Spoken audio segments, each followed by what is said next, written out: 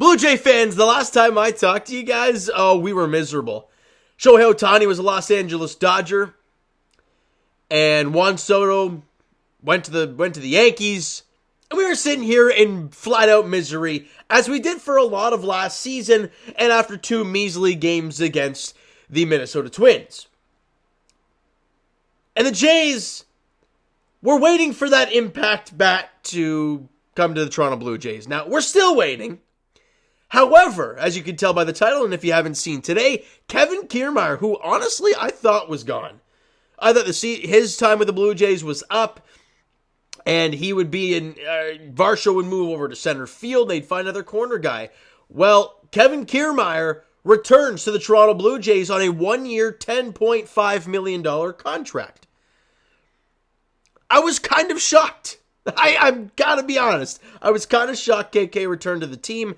But that begs the question of, are Mark and Ross doubling down on this defensive first mentality type of team, and then for internal growth, guys like Vladdy and Bo continuing to get better, and Springer not being as bad as he was last year, even though his age is up there. I don't know. It's a lot of question marks that we're going to touch on very shortly. But before we go any further, I got to ask you guys to follow up the TikTok page. The link is in the description. If you don't want to go on the link, search up TO Sports Talk on TikTok. We're sitting here almost at 400 followers. If we can get it to 1,000 followers, I'm hoping by the start of the Jays season that I want to live stream quite a few Jays games this year. Basically, whenever I get a chance to, and I'm not out and about or busy, whatnot, firing a live stream for you guys so we can talk about the game while it's going on and all that great stuff. I would love to do that. And I do mini recaps after games as well, about a minute long. So that's something I love starting to gain traction on there. I'd love to start seeing you guys on there as well. I know baseball has been a big part of this channel growing, especially this past season. So I'd love to see you guys on there. If not, totally fine. You want to stick to YouTube, that's totally okay as well. But let's get going on the KK stuff. Look, I'm not going to sugarcoat it, okay? I love that Kevin Kiermaier is back as Toronto Blue Jay for many reasons. One, the vibes. Right, he was always positive, confident. What the heck is that? Confident, and even this year was miserable.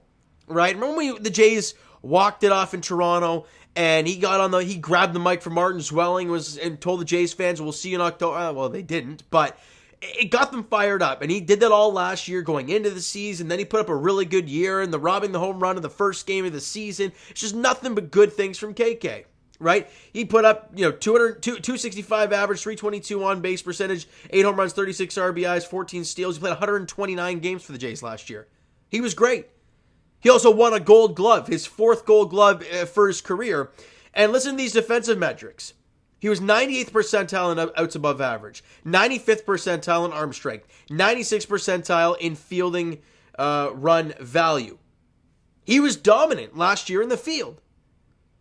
And even with the bat, he was okay. But Jays fans, I think I can speak for all of us when I'm saying I am so sick and tired of the defensive runs saved stat and all these cute defensive metrics. KK's a great player. He's going to hit number 9 in your order. He's going to give you a good quality AB as 265, 322, 8 home runs. That's a really good 4th or 9 hitter.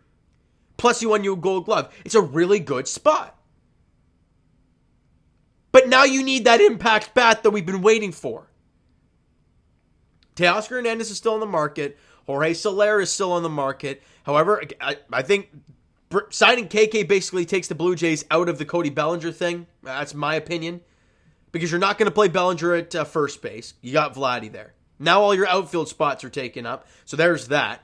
And you're not going to have Bellinger as a DH. He's 26, 25 years old. That's not going to happen. So that right there tells me we're out of the Bellinger stuff. So now they turn their focus. Do you bring back a Matt Chapman? Or do you have your fingers crossed on some internal growth from a Relvis Martinez or Addison Barger, guys like that? But that's a big fingers crossed for a very important position on the field. However, we all know what Matt Chapman did for this team last year and how there were times we wanted him out of the lineup. For God's sake, he was getting pinch hit in the 9th inning for, was it Kevin Biggio? At moments late in the year. It was an ugly time for Chapman. But are you willing to give him that big money, long-term contract? It's scary, man. It really is. But who's the other option other than the internal guys? This is the scary part we're in right now. Do you go after Jorge Soler? Well, he's going to be a DH. That's that. Now, he'll mash baseballs. Great. But what do you do there? Do you go after a JD Martinez as a bat like that? If you don't want to pay Chapman, do you go for the 1 year Justin Turner type of third base? But you're not going to get much defensively from Turner. He's a good bat, but this is the questions you got to start asking yourself. And Mark Shapiro and Ross Atkins got a lot of work still to do. They need the impact bat. We'd like a little bit more bullpen help, but getting KK back, I think, is a step in the right direction. But this team better be far from done. And I'm going to leave you guys with that, all right? So you know what, guys? That is going to do it for this one. Short video, but this is all about discussion in the comments, so I want you guys to go nuts down there. Hit that like button if you guys enjoyed the video. Hit the subscribe button if you guys not already. Comment down below your thoughts on the video. Thoughts on Kevin Kiermaier returning to the Toronto Blue Jays. Twitter, Discord, Instagram, TikTok, all that stuff is down below, so follow up there if you have not done so already. And I will talk to you guys, Leafs edition and Raptors edition, I believe, tomorrow, as the Raptors take on the... crap, it's been a few days since I've even thought about the Raptors, just because of how bad they've been. They're in Washington taking on the Wizards. I think the Wizards play tonight too, right?